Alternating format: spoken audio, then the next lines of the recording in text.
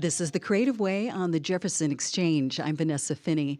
After a 2-year nationwide search, the Britt Music and Arts Festival has found a successor to music director Teddy Abrams. His name is Norman Huynh, and he's known for his impeccable taste and creative programming.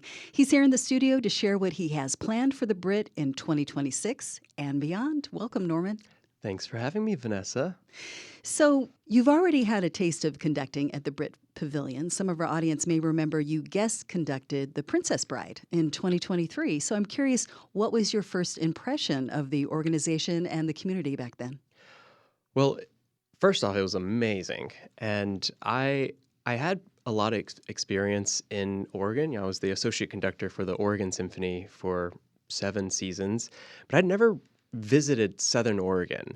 And upon arrival, it was nighttime, and I think it was midnight when I came in. And then when I saw the Britt Pavilion the next morning, just the magic of this stage, the environment, the woods surrounding this beautiful bowl, it's like, oh my gosh, this is such a magical place. And then the concert was totally sold out. So I think there were about 2,000-ish people on the hill, and the orchestra sounded amazing. And it was just sort of this, it sort of was like this dream, because I was really in Jacksonville for like maybe 24 hours and had this really beautiful experience. And yeah, it really stuck with me. Yeah, it really, it never gets old for me as an audience member, because you're experiencing not only the beauty of the music, but you're all outside together. So you're out there in the elements, birds chirp, and it's all part of it. You mentioned your time in Portland, so I was curious, were you there at the same time James Dupriest or later? So I was there when Carlos Kalmar was there, and a little bit with David Donsmeyer. Basically from 2016 to 22. Okay. Yeah. Well, tell us about the performances we can look forward to during the 2026 Britt Festival Orchestra season next summer. So next summer is all about sort of the blockbuster orchestral works that I grew up loving.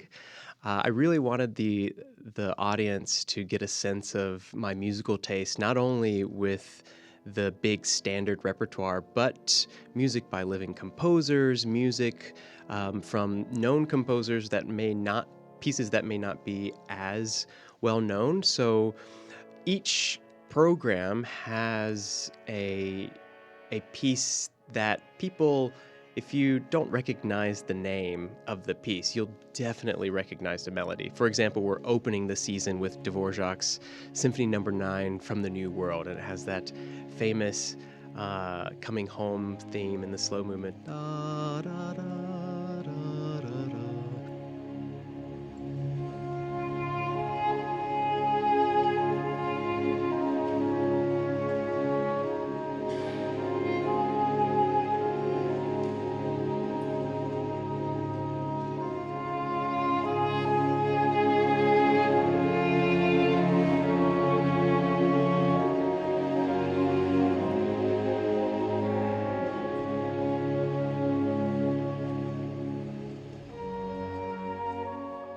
People probably remember playing that on the recorder at elementary school. Yeah. So it's just filled with great music, and the idea is sort of how can we make the biggest splash possible and bring as many people to the hill to hear this incredible orchestra. What other performances, what other works can we look forward to? So we can look forward to Gustav Holst's The Planets. We're also doing Beethoven's Symphony No. 6, the Pastoral. So this program is about, I thought, what would be really good music to hear outdoors in this beautiful setting with the birds chirping and Pastoral. And he's got the bird calls that he writes in there. There's also Felix Mendelssohn's A Midsummer Night's Dream, the Overture, and Samuel Barber's Knoxville Summer of 1915. So it's sort of this very just you can lay in the grass and close your eyes and just be swept away with this beautiful music. That's lovely. I can't wait for the birds to start singing along with Pastoral. Uh, That's going that'll to be be one for the amazing. memory books. And then, so for the final two programs, we have this incredible group, Time for Three, coming. People may be familiar with this group, but they are this incredible trio.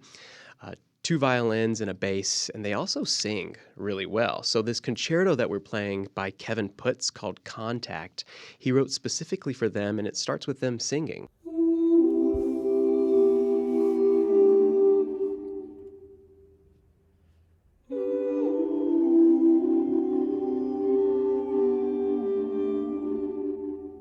And this album that they recorded, won a Grammy. And that's how I came across this piece. And I just remember the opening minute of the piece. I was so captured and moved because it was so beautiful.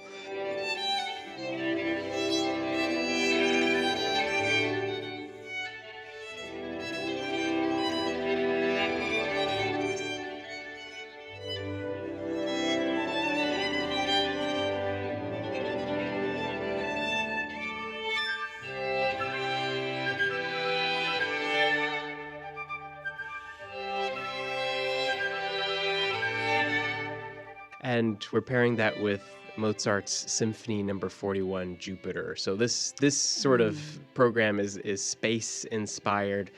We're opening with Caroline Shaw's The Observatory, which is wow. inspired by Griffith Observatory in Yeah. LA.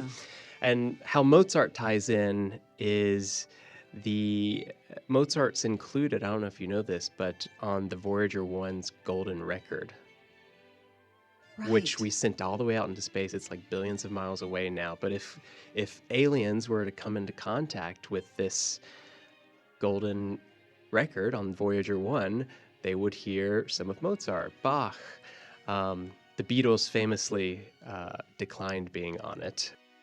But hello in all the different languages from Earth. So I thought, this could be a nice little sort of space-themed program. And we're ending the season with Aaron Copland's Symphony Number 3, which includes his famous Fanfare for the Common Man, and he wrote specifically just after World War II when the U.S. needed to come together and hope, and he was creating this American sound, and this Symphony Number 3 is what was inspired from that. And to opening that program is Max Richter's very popular Four Seasons Recomposed, which he takes all of the themes from Vivaldi's Four Seasons and sort of plays around with them. And most famously, if you watch The Chef's Table, you can hear some of Max Richter's version. Oh, I'll have to go back and listen to that. It's been a while since I caught an episode. My guest is American conductor Norman Huynh, the fifth music director to lead the Britt Festival Orchestra in the ensemble's 62-year history. You're listening to The Creative Way on the Jefferson Exchange. I'm Vanessa Finney. Norman, the leaders at the Brit have started some important endeavors to engage a wider audience and be more inclusive. How are you planning to help expand the BFO's reach and relevance? That's a great question. I feel like every community is a bit different, but the driving force for the art that we make on stage is the music. So I think first it comes with the programming, which is sort of why I picked this music that resonates very deeply with me, but are sort of blockbusters in orchestral and classical music.